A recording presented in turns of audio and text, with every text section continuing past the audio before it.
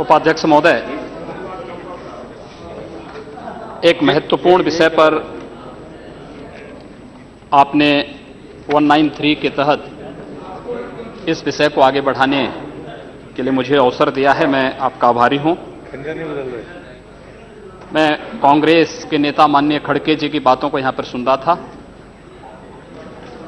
और मुझे आश्चर्य हुआ कि वो अपना लिखित स्टेटमेंट यहां पर पढ़ रहे थे तो कह रहे थे 113 घटनाएं घटित हुई, लेकिन जब वो मौखिक बोल रहे थे तो कह रहे थे 600 से अधिक घटनाएं घटित हुई। क्या सत्य है यह मुझे लगता पूरा देश जानता है। 26 मई को श्री नरेंद्र मोदी जी के नेतृत्व में भारतीय जनता पार्टी नेतृत्व की सरकार ने शपथ ग्रहण किया था और इस देश के अंदर इस सरकार के आने के बाद आम जनता में विश्वास बहाली हुई और देखा जा सकता है शासन में, प्रशासन में। ये आंकड़े जो माननीय खड़गे जी यहां पर कह रहे थे, मैं उसके पीछे लेके चलता हूं और मुझे लगता है कि अगर ये आंकड़े वास्तव में स्वीकार करेंगे और सचमुच इस देश की सांप्रदायिक हिंसा से लोग चिंतित हैं, तो सांप्रदायिक आधार पर इन्होंने जो घोषणाएं की हैं पूरे देश से इनको माफी मांगनी पड़ेगी। महोदय, 2011 में न जिन प्रदेशों की घटनाओं की मैं जिक्र कर रहा हूं, न वहां पर और न केंद्र में ही भारतीय जनता पार्टी की सरकार थी, लेकिन इस देश में 580 घटनाएं घटित हुई, 91 लोग मारे गए और 1899 घायल हुए। इनमें सबसे अधिक उत्तर प्रदेश के अंदर 84 घटनाएं घटित हुई, 12 लोग मारे गए और 347 2011 में घायल हुए थे। दूसरे पर राजस्थान, दूसरे पर प्लीज खड़गे जी आप सुन तो लें, आपने जो कहा है। Don't provoke other, let him telephonically. आप सुन लीजिए ना। फंस गए डिबेट में आके फंस गए। महोदय, दूसरे नंबर पर महाराष्ट्र है जिसमें 88 घटनाएं घटित हुई। इसमें कांग्रेस नेतृत्व की सरकार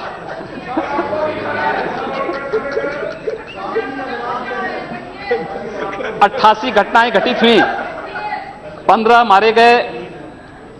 तीसरे पर कर्नाटक, ये भी कांग्रेस की सरकार यहां पर है, इसमें 70 घटनाएं घटित हुई और उसके बाद केरल में 30 घटनाएं घटित हुई। 2011 की बात कर रहा हूं।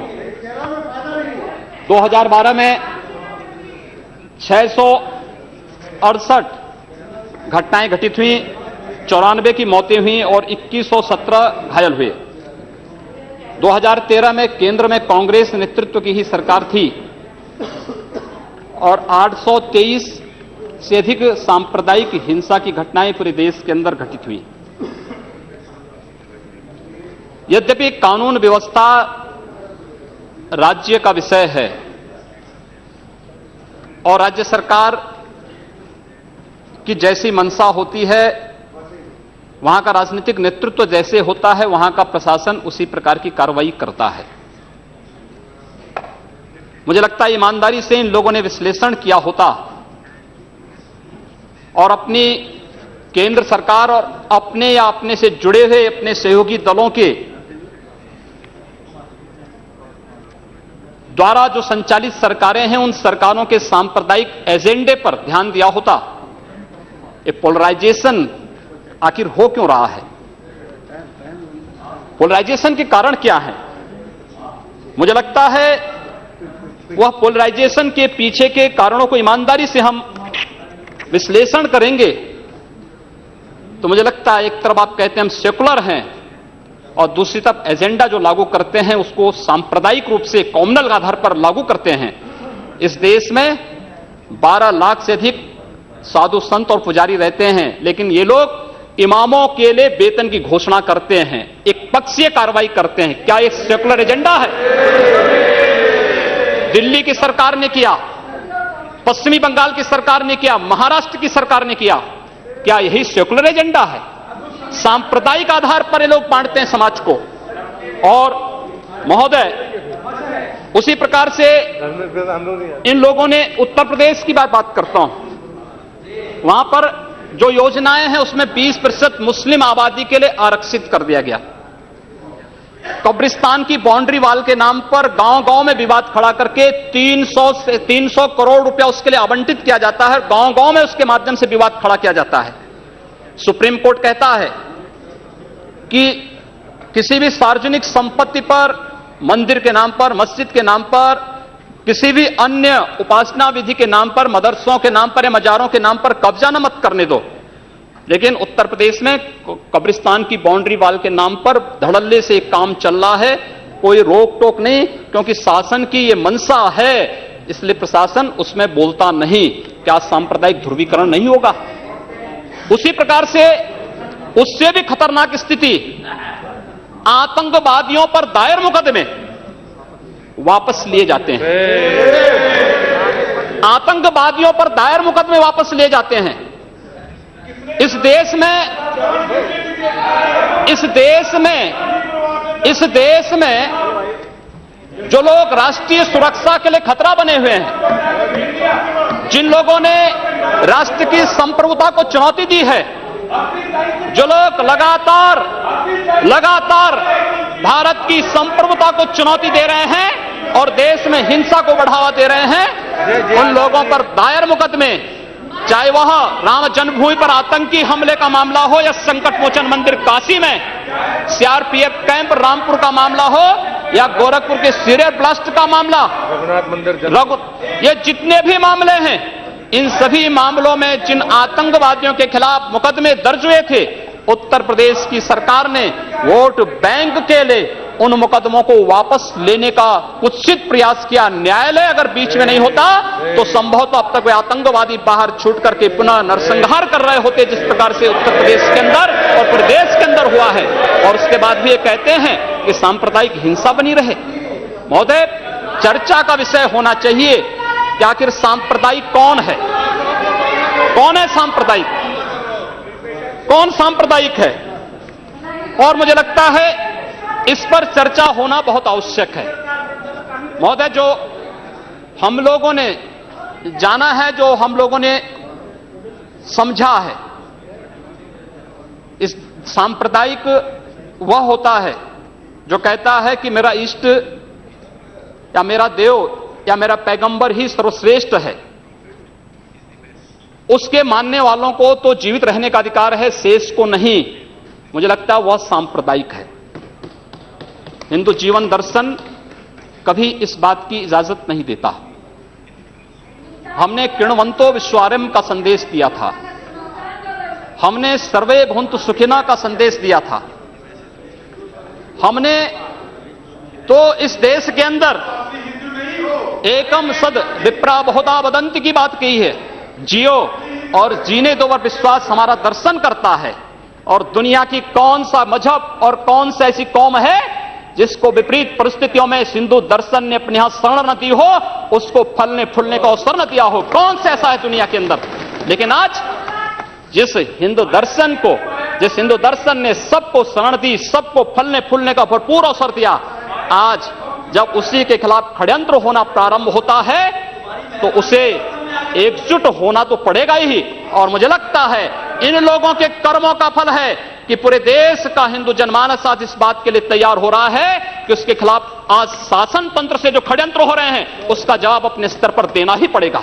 और आज वही स्थिति सामने आई है। महोदय, मैं पूछना चाहता हूं इन लोगों से, जब भारत का मुसलमान हज यात्रा करने के लिए जाता है, महोदय, जब हज यात्रा करने के लिए जाता है, उसकी पहचान तब भारतीय के नाम पर नहीं, पाकिस्तानी के नाम पर नहीं, बांग्लादेशी नाम पर नहीं, भारतीय उपमहाद्वीप का जो भी मुसलमान हज यात्रा करने के लिए जाता है उसकी पहचान हिंदू नाम पर होती है, उसकी पहचान भारतीय, पाकिस्तानी या बांग्लादेश के नाम पर नहीं। लेकिन अगर उसी हिंदू पहचान को हम इनके ऊपर यहां पर लागू करने का प्रयास करते हैं, इनको बुरा लगता है। हिंदू हिंदू सांप्रदायिकता नहीं, हिंदू राष्ट्रीयता का प्रतीक है और भारत की राष्ट्रीयता का प्रतीक हिंदुत्व को बदनाम करोगे तो उसकी कीमत चुकानी पड़ेगी इन लोगों को। और इसलिए महोदय, मैं आप सबके आपके माध्यम से एक बार कहना चाहता हूं, महोदय, एक बार गुरुदेव रविंद्रनाथ टैगोर ने कहा था, गुरुदेव रविंद्रनाथ टैगोर ने एक बात कही थी। उन्होंने कहा था अगर भारत को समझना है, अगर भारत को समझना है, बैठ गए आप, कल तो बात करते हैं महोदय। उन्होंने कहा, गुरुदेव रविंद्रनाथ टैगोर ने एक बात कही थी और उन्होंने कहा था कि अगर भारत को समझना है तो मैं भारतीय अस्मिता को पहचानना पड़ेगा, और भारतीय अस्मिता को पहचानना है तो स्वामी विवेकानंद के बारे में आप जान लीजिए। स्वामी विवेकानंद ने एक बात कही थी कि गर्व से कहो हम हिंदू हैं। स्वामी विवेकानंद ने एक बात कही थी कि गर्व से कहो हम हिंदू हैं। स्वामी विवेकानंद तो सांप्रदायिक नहीं थे, स्वामी विवेकानंद तो किसी पार्टी के नहीं थे। स्वामी विवेकानंद ने तो भारत का प्रतिनिधित्व किया था पूरी दुनिया के अंदर, और दुनिया के अंदर जो हिंदू आज पूरे देश के अंदर, पूरी दुनिया के अंदर अपनी सहिष्णुता के लिए पहचाना जाता था, आज उस हिंदू के साथ किस प्रकार का व्यवहार किया जा रहा है, वह कश्मीर से विस्थापित होता है, उसे कश्मीर से निकाला जाता है। एक भी बार इस सदन में चर्चा नहीं होती है, इन लोगों का मुंह नहीं खुलता जब कश्मीर से 3.5 लाख की संख्या में कश्मीरी पंडित निकाले जाते हैं, तब ये लोग नहीं बोलते। पिछले 2012 में असम के अंदर 3 महीनों तक बोडो जनजाति के लोगों को मारा जाता रहा, कोई नहीं बोला। महोदय, कोई नहीं बोला। जम्मू कश्मीर के बाद जम्मू कश्मीर के हिंदुओं के मारने पर कश्मीरी पंडितों को उनके घरों से बेदखल कर दिया गया, एक भी बार ये लोग बोले नहीं, इनको पीड़ा नहीं हुई। दुनिया के अंदर ये अपने आप में बिरला उदाहरण था जहां पर अपने ही देश में अपने ही जानने वाले लोग विस्थापित होकर के खाना बदोश की जिंदगी जी रहे हैं। उस शर्मनाक घटना की निंदा एक भी बार इन लोगों ने नहीं की। मुंबई के दंगों पर ये लोग मौन रहे। जमशेदपुर और भागलपुर के दंगे कांग्रेस के समय हुए थे, एक भी बार इन लोगों ने उस पर चिंता व्यक्त नहीं की। और तो और 1984 में इस देश के अंदर जिन सिख गुरुओं का योगदान इस देश को बचाने और इस देश की धर्म और संस्कृति, इस देश के समाज को बचाने में बहुत महत्वपूर्ण थी, उन सिखों के कत्लेआम पर भी इनको शर्म महसूस नहीं होती है।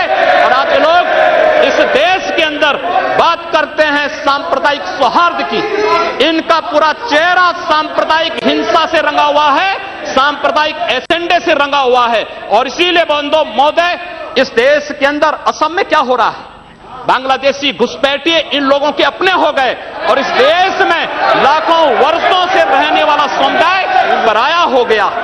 इस देश के अंदर महोदय, असम में बांग्लादेशी घुसपैठियों के कारण कोकराझाड़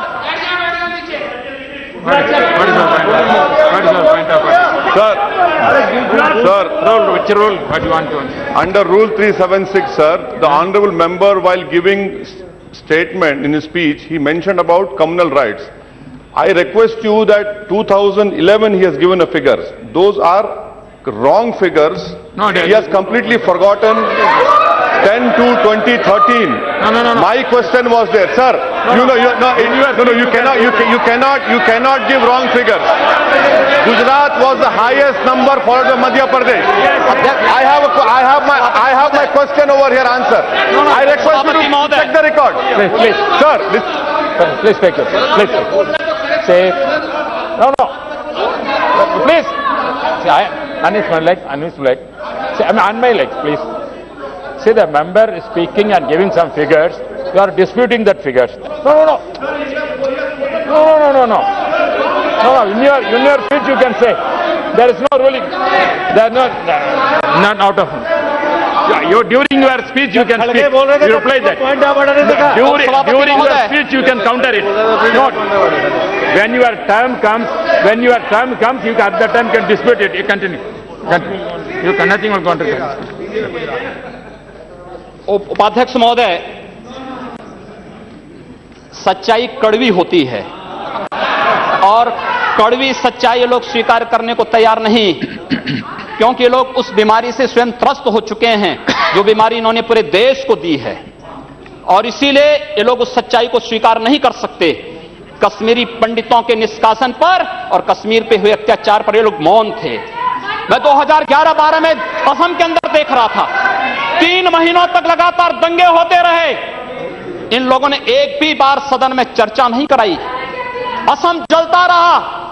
और तो और कांग्रेस के लोग एक बार तो असम के ही मुख्यमंत्री को कटघरे में खड़ा कर दिया कि इन्होंने बोडो लोगों के बारे में कैसे बोल दिया। अरे बोडो वहां का नागरिक है, उसके बारे में नहीं बोलेंगे, किसके बारे में बोलेंगे? लेकिन ये लोग बांग्लादेशियों घुसपैठियों की वकालत करते हैं, और बांग्लादेशी घुसपैठियों की वकालत करते हुए इन लोगों ने पूरे बांग्लादेश, पूरे पूर्वोत्तर के भारत का जो समीकरण बदला है। महोदय, असम के अंदर आज कोकराझार, धुबरी, चिरांग और बरबेटा जिले जो हिंसा की सर्वाधिक चपेट में हैं, वे सर्वाधिक चपेट में जो जिले हैं वे इसलिए हैं क्योंकि बांग्लादेशी घुसपैठी वहां पर आकर के जमीनों पर कब्जा किए हैं। इन लोगों ने वर्क परमिट के साथ साथ उनके राशन कार्ड बनाए हैं, और बेश्रमी के साथ, देश के साथ खिलवाड़ उन्होंने वहां पर उनके साथ उनके माध्यम से करवाया है। महोदय, और तो और हम किसी और बात में नहीं जाना चाहते हैं। मैं पूछना चाहता हूं कांग्रेस से और कम्युनिस्टों से भी, कोयंबटूर और बेंगलुरु धमाकों का जो अभियुक्त है, उस दुर्दांत आतंकवादी के लिए विधानसभा का सत्र, स्पेशल सत्र बुलाया जाता है। दोनों दल एक साथ मिलकर के अपील करते हैं कि उसको छुड़वाओ। ये क्या सेकुलर, क्या यही सेकुलर है? क्या इनका यही सेकुलर एजेंडा है? क्या यही इस देश में यही सेकुलरिज्म है? और इस देश के अंदर महोदय, इस देश के अंदर क्या हुआ था? Let him speak. हम भूले नहीं। Yes, respect. महोदय, 11 अगस्त 2012 को मुंबई के आजाद मैदान में जो कुछ हुआ, महोदय, आजाद मैदान की घटना क्या थी? आजाद मैदान में रोयांग मुस्लिम जो बर्मा में थे, उनके बीच में और वहां के बौद्धों के बीच में वहां पर हिंसा हुई, दंगे हुए। ये मामला म्यांमार का है, भारत का नहीं। लेकिन म्यांमार की घटना में दंगा कहां होता है? आजाद मैदान मुंबई में। ये लोग मौन रहते हैं, वहां शहीद स्मारक तोड़ा जाता है, पुलिस के जवानों को मारा जाता है, मीडिया कर्मियों को मारा जाता है। उनके साथ साथ पुणे में दंगे हुए, उनके साथ उत्तर प्रदेश के अंदर बरेली में, लखनऊ में, कानपुर में, इलाहाबाद में दंगे हुए।